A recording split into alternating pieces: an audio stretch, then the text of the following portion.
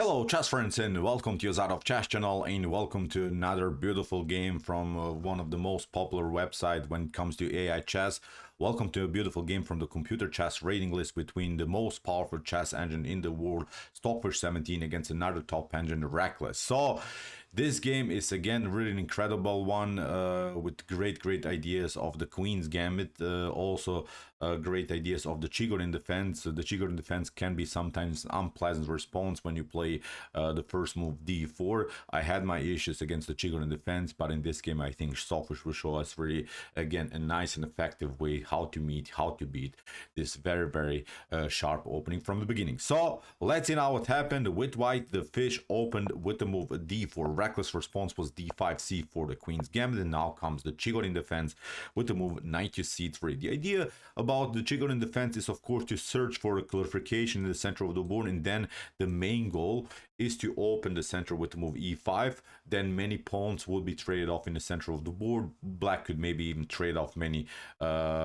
pieces in the later stage of the game, could simplify the game enough. And when you play with the black pieces, usually you search for simplification. So Stockfish continues with knight to c3. Now comes d takes c4, knight to f3. We have reached now the so-called Janovsky variation. And now after move knight to f6, normal development, Stockfish uses this moment and occupies now the center with the move e4. So far as an advantage, of course, Stockfish has the powerful central control with the pawns. The pawns are controlling, of course, many squares on the other side of the board, and when it's possible, of course, we want to search for an e5 or maybe for d5 breakthrough. We want to simply kick away these knights that are so far well placed for black. After move e4, Reckless continues with the move bishop to g4, which is clear idea to somehow attack the pawn on d4. It's sort of an indirect way. We're trying to play bishop takes f3, and then after g takes f3 or queen to f3 to pick up the pawn on d4. Stockfish protects it, and now comes e6. Good move order so far by black. The bishop is outside of the pawn chain. The bishop is on g4 very active, and this bishop has still a great activity. As I mentioned, the knights are on natural squares, on the most optimal squares, on c6, on f6.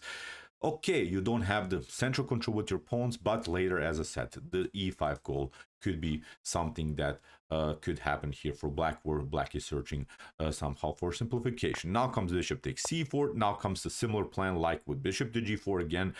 Bishop takes c3 with the threat of knight takes e4 here by Reckless. Stockfish continues with queen to c2, protects now the pawn, calcing by black, and also here necessary move, I would say, here by Stockfish, rook to d1. And this is again I would say a common move. You're placing the rook where your opponent's queen is. If something clears on the d file, then the queen could be endangered. Now comes queen to e7. Reckless gets out of this tactical possibilities on the d file, and now Stockfish retreats to e2. Rook to e8, h3, kicking away the bishop. The bishop drops back, and now here comes the first novelty of this opening, a3 by Stockfish. Let's check out now the database. In chess history, kingside castling has been played in a gameplay by Anthony Zavatsky against Pablo Moyan. So here a3 is quite a provocative move, because if you start maybe to play bishop to a5 and similar stuff, then the bishop could be locked away. If you go, of course, towards this side of the board, there is a problem of e5. You could get maybe the fork with the pawn against the knight and a bishop if the bishop gets on d6. So that's why this move a3 basically forces bishop takes c3 by black. But after b takes c3, the issue for white is here, of course, that the queen can take now the pawn on a3. Of course, in this scenario, you cannot pick up with the queen here, the pawn on c3. Then you don't have any more the protection of the e4 pawn. But Stockfish says, take your pawn, who cares? You don't have any more the bishop pair. I have now open files that I can attack. The a file and b file are now useful here for white. White will have enormous pressure now on both of these files. Stockfish simply castles now, and we have to mention white is still continuing with the powerful central control. The pawns are connected in the center, and if they're getting mobile, black could face many positional and tactical problems in the later stage of the game. We have queen to e7, and now comes the idea, rook to a1. Stockfish changes now the direction of the attack. Stockfish, of course, sees that now the a and b file are the most useful files to attack somehow black's position. We have now h6. Reckless continues here with an idea to get some breathing spaces for the light square bishop, and now Stockfish continues with its plan. Rook to b1, hitting simply the weakness on b7. Knight to d8 protects now the pawn, and now a powerful move here by the fish. Brilliant move, rook to b5. And you may think, what's so special about this move? Why should we even consider this move as something risky? You'll never be able to pick up the bishop because the bishop is still protected by the knight. The issue is here is that you cannot play moves like a6. Let's see what happens. Yes, white can really take the bishop on h5 here, because after knight to h5, the problem is now with e5, the knight gets locked. The knight doesn't have good squares to escape anymore. g4 is now a huge threat. You don't have the f4 square, you don't have the f6 square, so you would be pretty much forced to play g6 or g5 in order to create some spaces for the knight. But now the issue is, after knight to d2, the knight is hanging. You have to now step back, and now knight to e4 creates such a bad position for black. The knight is hopping on f6. There is now the possibility of a fork. You have to play, I think, even in this position, some strange moves like f5. Then e takes f6 is going to happen. Look at this. These bishops are already crossing towards the king side. The queen is very active there. This rook is useless here. This knight is also useless. It's far away from the action. So this becomes really one-way ticket in white's favor. The evaluation, the computer evaluation is +5 here in white's favor, all down the exchange. So you see how sometimes the piece activity is much more important than the common evaluation of your pieces. So rook to b5 here, as I said, really a brilliant move, which forces now here Reckless to play now the move bishop to g6. So Reckless is not playing recklessly here in the continuation of the game. So the pawn is hanging, Stockfish has to protect it, and now knight to d7. We have now retreatment by the rook, we have now f6, and now Stockfish goes for the f4 plan, because black is so far occupied to somehow protect its extra pawn, to keep the extra pawn on the board, but Stockfish has now to search for a different solution where to attack. Now f4 I think makes pretty much sense, with the idea maybe later to play e5, f5, whatever the position is allowing, of course, here for white. Reckless continues now to push the pawns. Black has now here of course the pawn majority. Black has here the advantage, so it's time to push. Stockfish continues with an attack on this side of the board, and now e5, which was, in my opinion, maybe even the first really bad move by black. This move is not evaluated by my Stockfish engine at home. When you use the analysis on leeches, usually, you know, they point out if this is an inaccuracy, mistake, or blunder. But I think this move leads now into simplification for white. Maybe a better choice was to keep somehow the position compact on the queen side with b6 and wait a little bit here. You have to, I think, wait white to make some pawn movements in the center of the board, and then you react. And then after something like king to h2, you could maybe have this defensive resource. Now the knight doesn't have any more to protect the pawn on b7, and now the knight is pretty much useful, I think, on this side of the board where it's protecting its king. So I think this was maybe a slightly better approach for black. But e5 was risky because obviously after d takes e5, f takes e5, now we reach a position that creates a pawn majority for white on the king side. Now you see there is now this 3 versus 2 situation on the king side. Obviously white is now comfortable game on the king side. The pawns will be pushed for sure, and there's not so much that can be done. Black doesn't have any counterplay on the king side. g4, knight to f3, h4 will happen, and you cannot compete against these moves. Even if you try moves like g6 to somehow, I don't know, get rid of the space advantage, then your h6 pawn is weak. So you have to now wait from black's perspective for the pawn storm that white is preparing. So you cannot do so much here. After knight to f3, you see now the issue. g4, h4, g5 is coming. Pretty bad position, I would say, now for black. The evaluation is about 0.5. My Stockfish engine at home says maybe you can defend it if you play maybe the perfect game now with the black pieces. So here Renegade continues now with the plan b6, which was, I think, a little bit too slow. Now Stockfish has an extra tempo, goes for the attack with g4, and now a4. Okay, black is continuing with the pressure there, but Stockfish plays now a brilliant move.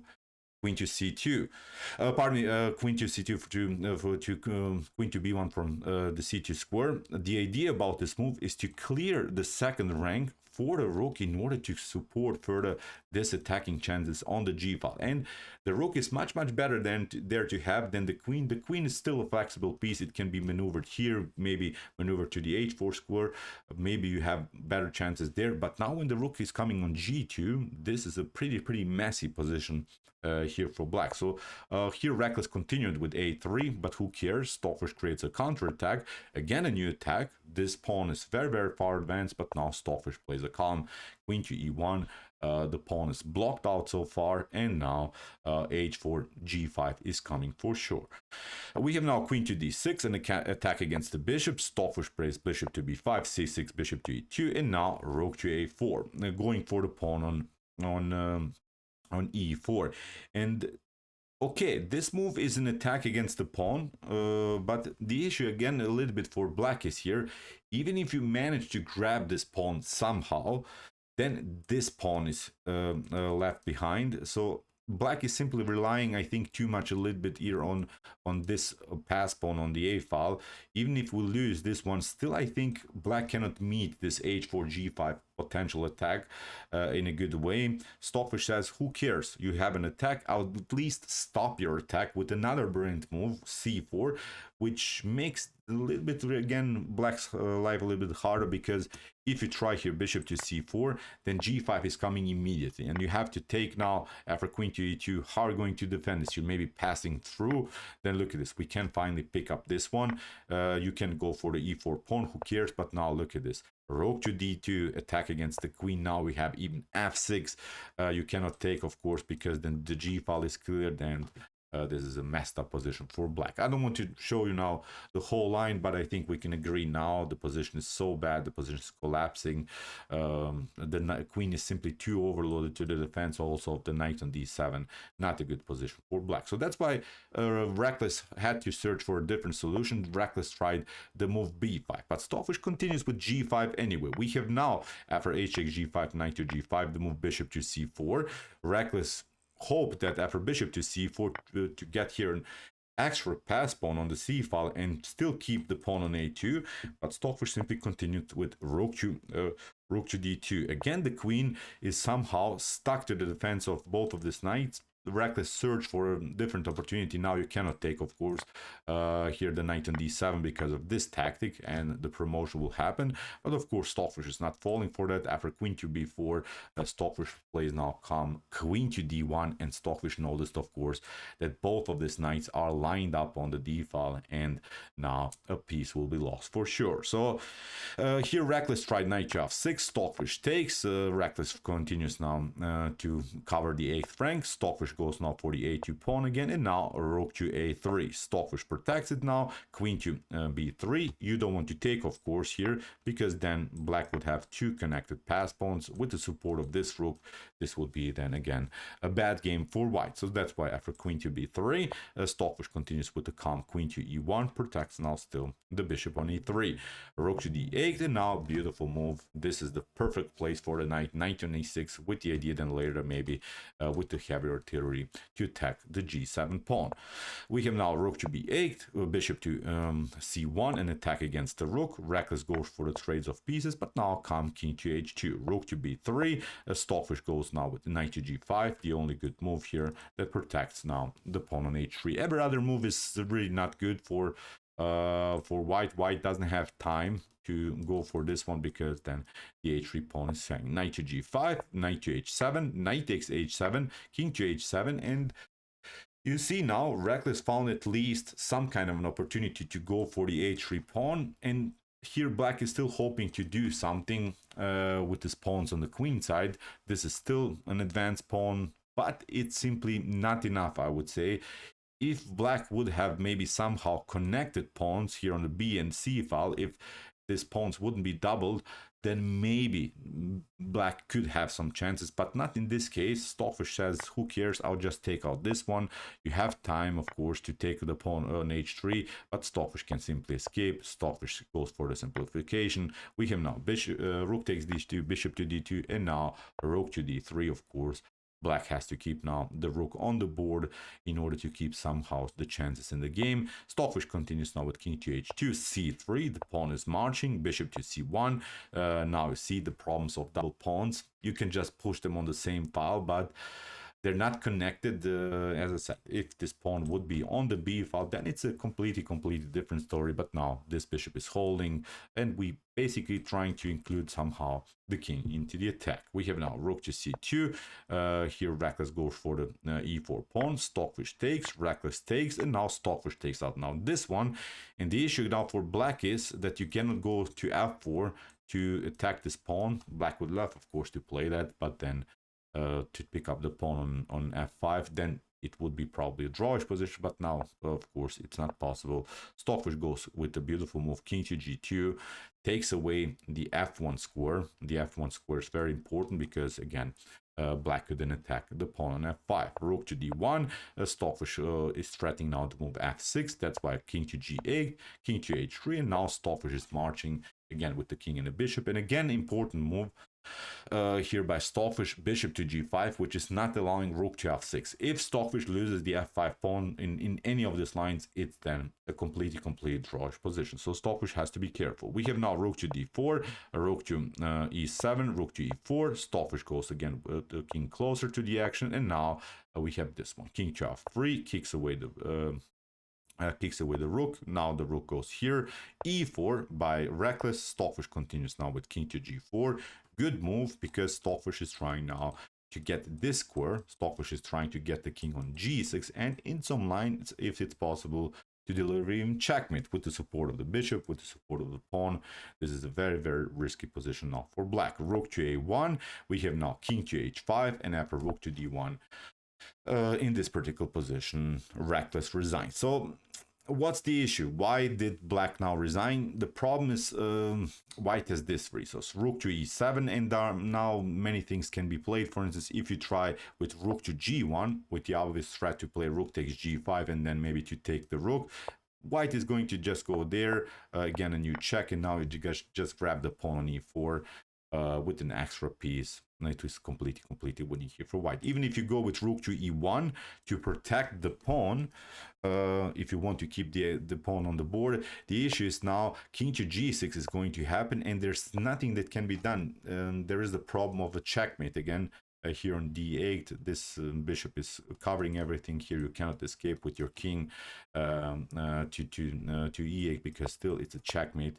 So again, it's a position that you can resign. Even if you try, I don't know, to somehow get your rook back, then again rook takes g7, then you're losing this one, so nothing can be done. Again, completely winning position here for White. So beautiful attack by the fish against the Chigorin defense. Instructive game. I liked really this pawn move a3 where Stockfish gave up the pawn, kept the bishop pair on the board, created a massive pawn storm, and then after move e5 that I think was maybe tiny little bad move, Stockfish created this pawn majority on the king side where it had this 3 versus 2 situation, and Stockfish dominated, and then afterwards with brilliant tactical ideas. So okay, if you want to see some other beautiful and spectacular wild attacking chess games like this, check out our commented chess games played by computer series. Here's the link to the playlist, and if you like this content, hit the subscribe button. See you soon with some more videos, and what do we say in the end? Chess is the best, of course.